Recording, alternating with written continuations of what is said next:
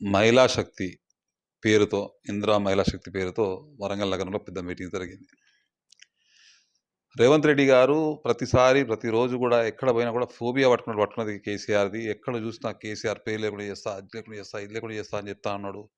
మరి 40 నిమిషాల ప్రసంగంలో 50 సార్లు కేసీఆర్ గారి పేరు తెలుసుకొని కేసీఆర్ అంటే ఎట్లా ఉచ్చబడుతుంది అనేది రేవంత్ రెడ్డి చెప్పగానే చెప్పిండు.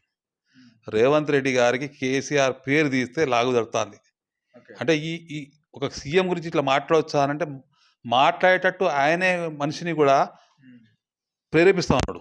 నేను మాట్లాడే తీరు ఒక ముఖ్యమంత్రి చిల్లర మల్లరగా తెలివిలేని లేక పద్ధతి లేకుండా పాడు లేకుండా మాజీ ముఖ్యమంత్రి అండి ఆయన. తెలంగాణ రాష్ట్రాన్ని సాధించిన మహావీరుడు ఆయనే.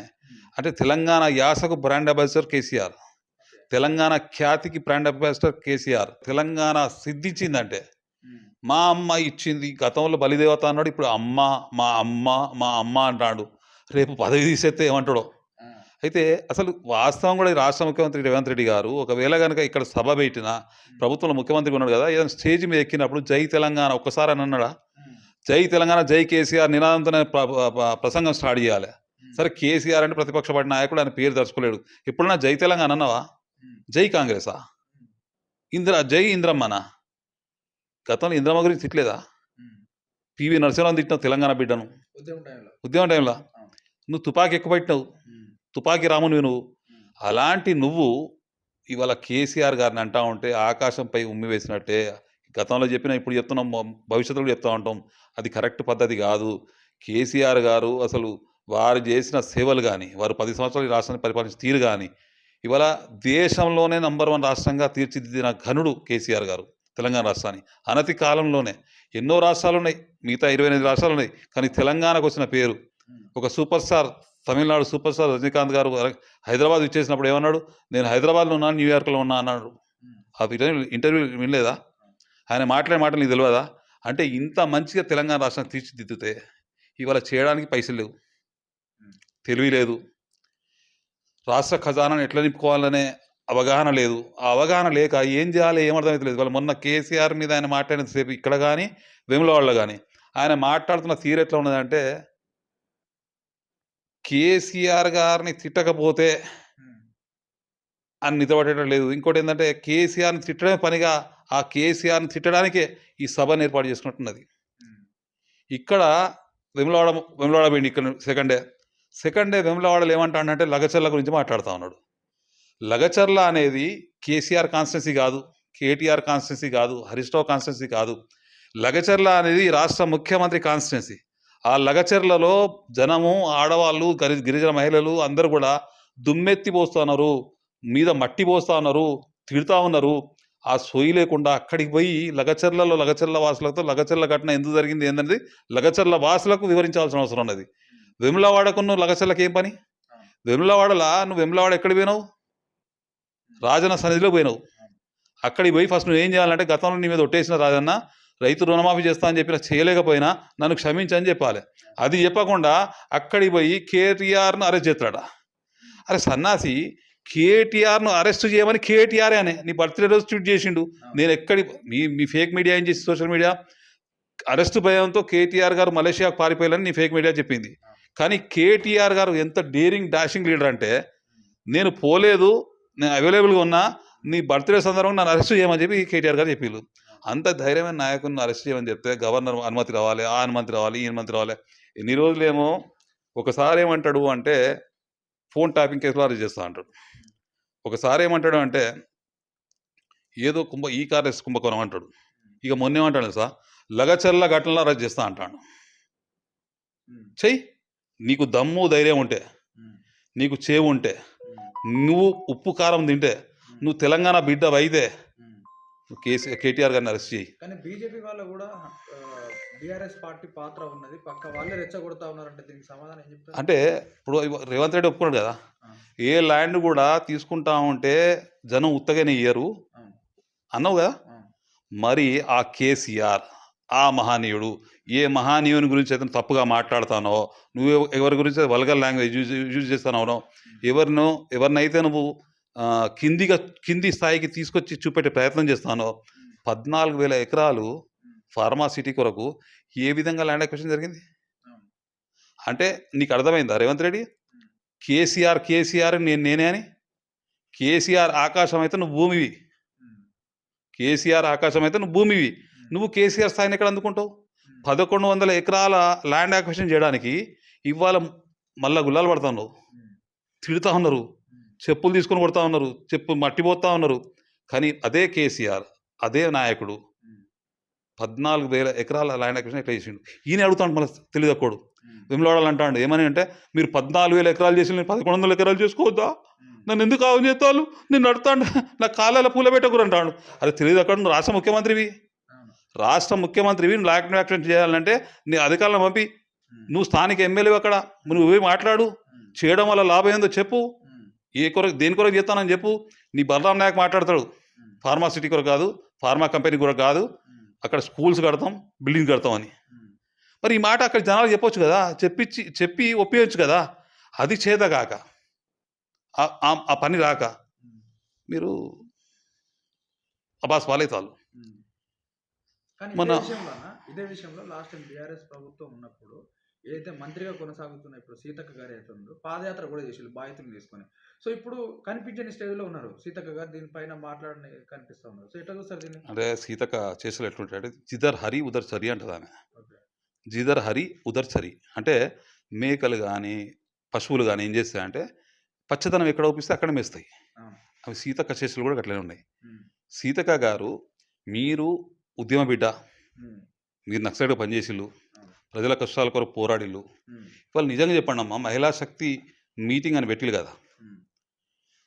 చాలామంది మహిళలు ఏమనుకున్నారంటే, మాకు 2,500 రూపాయలు ఈ నెల నుండి అనౌన్స్ అవుతాయి కావచ్చు, మా పెన్షన్ ఆసరా పెన్షన్ 2,000 4,000 అవుతుంది కావచ్చు, మాకు స్కూటీలు వస్తాయి కావచ్చు, మా మహిళల కొరకు ప్రకటన మంచి వరాలు ఇస్తాడు కావచ్చు. ఒక్క వరం అని ఇచ్చిండు ఆ సీతక్క. ఉమ్. మీరున్నారు కదా అదే మీటింగ్లో, బాగా రెచ్చిపోయి మాట్లాడతారు కదా, ఏదో జరిగిపోయింది, వరంగల్కు గతంలో ఎప్పుడు లేనని నిధులు. అరే కాన్స్టిట్యున్సీకి 3,000 కోట్ల రూపాయలు కేటాయించాడు కేసీఆర్ గారు. ఉమ్. మీరు టోటల్ ఉమ్మడి జీడబ్ల్యూఎంసీకి 4,170 కోట్ల రూపాయలు కేటాయించి ఏదో బహు మాట్లాడుతూ ఉన్నారు. ఉమ్. కేసీఆర్ గారు ఒక కాన్స్టిట్యున్సీకి 3,300 కోట్ల రూపాయలు ఇచ్చిండు. ఉమ్. కాన్స్టిట్యున్సీ వైజ్గా లెక్కలు తీస్తే కేసీఆర్ గారిని విడుదల చేసిన నిధులన్నీ మీరు చేసినది. ఈ 10 నెలల కాలంలో గతంలో కేసీఆర్ గారు విడుదల చేసిన నిధులే పనులు పడి నడుస్తున్నాయి. ఇప్పుడు నిన్న ఇచ్చిన నిధులలో 184 కోట్ల నిధులు ఏదో కేటాయించారు జీడబ్ల్యూఎంసీకి.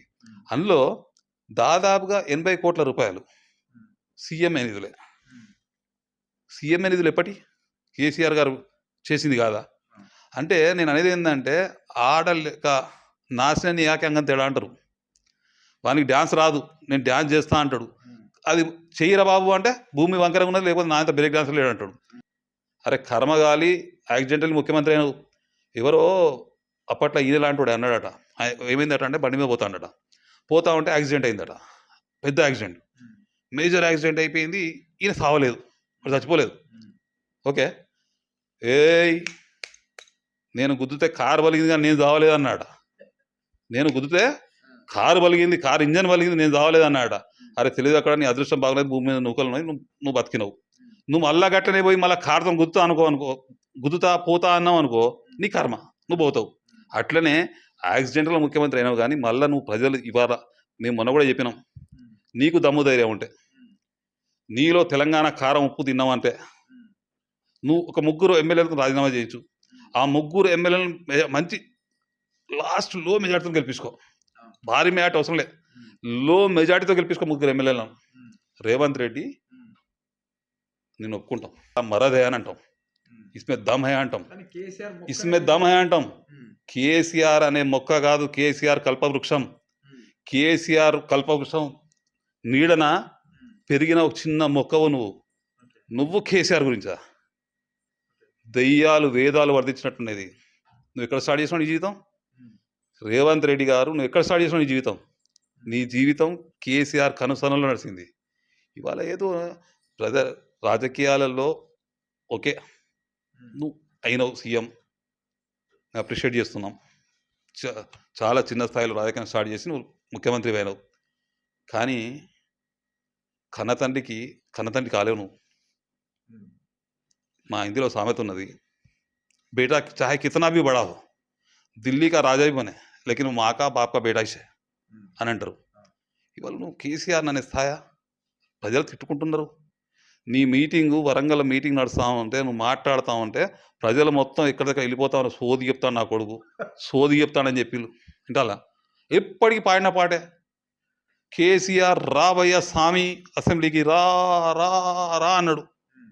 వాళ్ళ కొడుకు కేటీఆర్ మహబాద్కి వచ్చి గిరిజన బిడ్డల పక్షాన లఖిసర్లో జరిగిన ఘటనకు నిరసనగా మహబాద్లో ధర్నా చేస్తానంటే ఇయ్యా మనకైతుంది మనకైతుంది పడుతుంది లాగు జడుతుంది అంటే ఎందుకు భయ్? మరి ఎందుకు?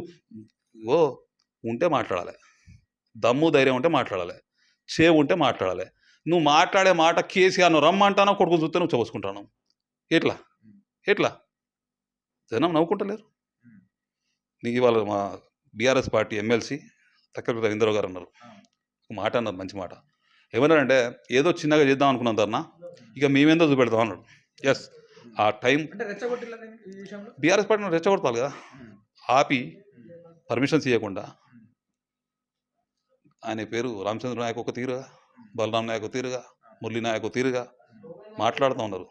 ఏ బిడ్డ మీరు దళిత్, మీరు గిరిజనులు కాదా? మీ గిరిజనుల మీద దాడి జరగలేదా? మీరు గిరిజనులు పుట్టలేదా? నేను అడుగుతున్నా స్ట్రేట్ అవే. మీరు గిరిజన బిడ్డలు కాదా? మీకు జరిగిన మీ బిడ్డలకు జరిగితే మీకు జరిగినట్టు కాదా అన్యాయం? అసలు మీరు ముగ్గురు, ఒక పార్లమెంట్ సభ్యునిగా, ఇద్దరు ఎమ్మెల్యేలు, ఒక చీఫ్ అంటే ఒక విప్ కూడా ఉండాల, మీరు గలమెత్తాలి గిరిజన పక్షాన. రేవంత్ రెడ్డి నువ్వు చేసుకున్న తప్పు, నీ వల్ల మా కాస్ట్కి ఇబ్బంది జరుగుతూ ఉన్నది, మేము క్యాస్ట్కు దూరమైన పరిస్థితి ఉన్నదని చెప్పి వారించి నిర్వహించే ప్రయత్నం మీరు చేయాలి. ఇవాళ వాళ్ళ పక్షాన జనం ఓట్లు వేసి మిమ్మల్ని గెలిపించింది, కానీ వాళ్ళ గురించి తల్లడిల్లేదు ఎవరికి అక్కడ? మాలతో కవితక్క, సత్యవతి రాథోడక్క, రెడ్డి నాయకన్న, శంకర్ నాయకన్న. వాళ్ళని జనం ఓడించినా కూడా వాళ్ళకి చిన్న ఇబ్బంది కలిగితే, గిరిజన సమాజానికి చిన్న ఇబ్బంది జరిగితే మళ్ళా బాధపడుతున్నది ఎవరంటే ఆ నలుగురే. వాళ్ళే బాధపడుతున్నారు. గెలిచిన వాళ్ళకి ఏం లేదు, రందిలే రోకలేదు, పైసలు వచ్చేటి వస్తాని, కబ్జాలు ఎక్కడ చేసుకుంటా వాళ్ళు, ఎట్లా బతకాలనో, ఎట్లా సెట్ కావాలనో సెట్ అవుతా ఉన్నారు. కాబట్టి దయచేసి ఇప్పటికైనా కళ్ళు తెరిచి గిరిజన పక్షాన మీరు గెలిచిలు కాబట్టి గిరిజనుల కొరకు రేపు సోమవారం రోజు జరిగే ధర్నాలో కేటీఆర్ గారితో మీరు కూడా ధర్నాలో పాల్గొనండి. ఎవరు? మురళీ నాయక్, రామచంద్ర నాయక్, బలరాం నాయక్, మీరు ముగ్గురు కూడా ధర్నాలో పాల్గొనండి. పాల్గొంటే జనం మీకు హారతులు పడతారు. లేకపోతే రాబోయే రోజుల్లో మిమ్మల్ని పాతి పెడతారు. జనం చూస్తున్న ప్రతి ఒక్క విషయాన్ని, ప్రతి ఒక్క జరిగే ప్రతి చర్యను కూడా జనం క్షుణ్ణంగా పరిశీలిస్తున్నారు, ఎవరు ఏం చేస్తున్నారు అనేది. కాబట్టి దయచేసి మీరందరూ కూడా రేపు లగచల్ల ఘటనకు మద్దతు తెలపాలి. మీరు ముగ్గురు కూడా తెలుపుతేనే మీకు రాజకీయ జీవితం, లేక మాత్రం రాజకీయ జీవితం లేదు. ఇక మరొకసారి నేను మనసు విప్పి హోల్ హార్టెడ్గా చెప్తున్నా, రేవంత్ రెడ్డి నువ్వు మరిపిత్తా అని నువ్వే మరవలేకపోతానవు. ఆ దొరను నువ్వే మరవపోతే లేకపోతానవు. ఆ కేసీఆర్ను అంటే కేసీఆర్ ఏందో, కేసీఆర్ పవర్ ఏందో ఇప్పటికైనా అర్థం చేసుకో. ఇక మాట్లాడు కేసీఆర్ గురించి సైలెంట్గా, పనుల మీద దృష్టి పెట్టు, ఏదైనా చెయ్యి, మంచి పని చేయి, జనం మెచ్చుకునేటట్టు, జనం నిన్ను చూస్తే ఒప్పుకునేటట్టు, జనం నిన్ను చూస్తే హారతులు పట్టేటట్టు. బలవంతంగా డ్వాక్రా సంఘాలను, మహిళలను, గీలను తీసుకొచ్చి మీటింగ్లు ఇయ్యేసి ఆ జనం వస్తే ఆ జనాన్ని చూసి ఉబ్బిపోయి ఏం మాట్లాడతానో తెలియకుండా మాట్లాడడం. నేను ఇంకో విషయం కూడా గుర్తు చేయాలనుకున్నా, బీఆర్ఎస్ పార్టీ ప్రభుత్వ హయాంలో జిఎంఆర్ సంస్థతో ఒప్పందం కూడా జరిగింది మా వరంగల్ ఎయిర్పోర్ట్కు. దాన్ని క్లోజ్ చేసేది. వరంగల్లో మొన్న ఎందుకు వచ్చినావు? మహిళా శక్తి మీటింగ్కి వచ్చినావు, ఇందిరా మహిళా శక్తి మీటింగ్కి వచ్చినవి ఆ దానికొస్తే అయిపో. కాళోజీ కళాక్షేత్రాన్ని ఓపెన్ చేసినావు. కాళోజీ కళాక్షేత్రాన్ని ఓపెన్ చేసినప్పుడు కాళోజీ యాదిలో ఏదన్నా ఒక ఫ్లెక్స్తో నీ ఫోటో ఉందా? దేనికి వస్తున్నావు చెప్పేటట్టు, జనానికి తెలిసేటట్టు ఏదైనా ఒక ఫ్లెక్స్ ఏర్పాటు చేసినావా? అసలు కాళోజీ అంటే నీకు తెలియదా? కాళోజీ ఏం కొట్లాడినో నీకు తెలియదా? కాళోజీ ఎటువంటి వాడో నీకు తెలియదా? ఏం పెట్టుకుంటున్నావు కాలేజీ గురించి ఫ్లెక్స్ పెట్టవు? నువ్వు వచ్చినావు, ఏదో వచ్చినా రిబ్బన్ కట్ చేసినావు, మామ అనిపించినావు. అందులో ఒక్క తెలంగాణ కవికి సంబంధించిన కానీ, సాహితీవేత్తలకు సంబంధించిన విగ్రహాలు ఏమైనా పెట్టినావా? ఫోటో సెషన్ ఏమైనా జరిగిందా? ఏది జరగలేదు. అంటే కేవలం, కేవలం బీఆర్ఎస్ పార్టీ ప్రారంభించిన పనులను రిబ్బన్ కట్ చేయడం, దాన్ని కంప్లీట్ చేయకపోవడం, రిబ్బన్ కట్ చేయడం, నేను చేసినా అంటారు. అంటే వీళ్ళ పరిస్థితి ఎట్లున్నదంటే పక్కపోండి ఇంట్లో పిల్ల పుట్టినా కూడా పోయి ఎత్తుకొని నా కొడుకు అని చెప్పుకున్న రకాలుగా ఇవాళ కాంగ్రెస్ పార్టీ నాయకులు రెడీ అయ్యిళ్ళు. ఎప్పటి వరకు మీరు అంటారు? దమ్ము లేదా? మీ సొంత బిడ్డను బిడ్డ అనుర్రి. అర్థం చేసుకుంటారు కావచ్చు, నా వ్యూవర్స్ కూడా అర్థం చేసుకుంటారు. సొంత బిడ్డను బిడ్డ అనుర్రి తప్ప పక్క పండిన బిడ్డను బిడ్డ కాదు.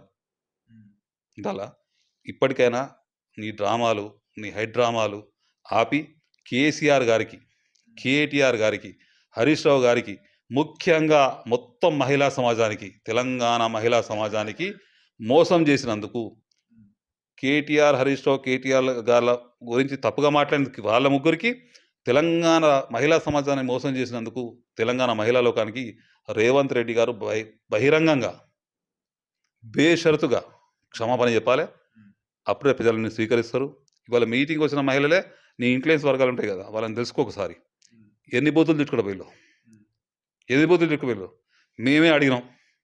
ఆ మహిళలు పోతా అంటే అక్క ఏమైంది మీటింగ్ బాగా అయిందా అంటే, మన బొంద బయట వాడు నాశనం గాను, మాకు దాపరిచ్చిన ముఖ్యమంత్రి 2500 గురించి ఊసలేదు, మాకు పెన్షన్ల గురించి ఊసలేదు, దేని గురించి ఊసలేదు.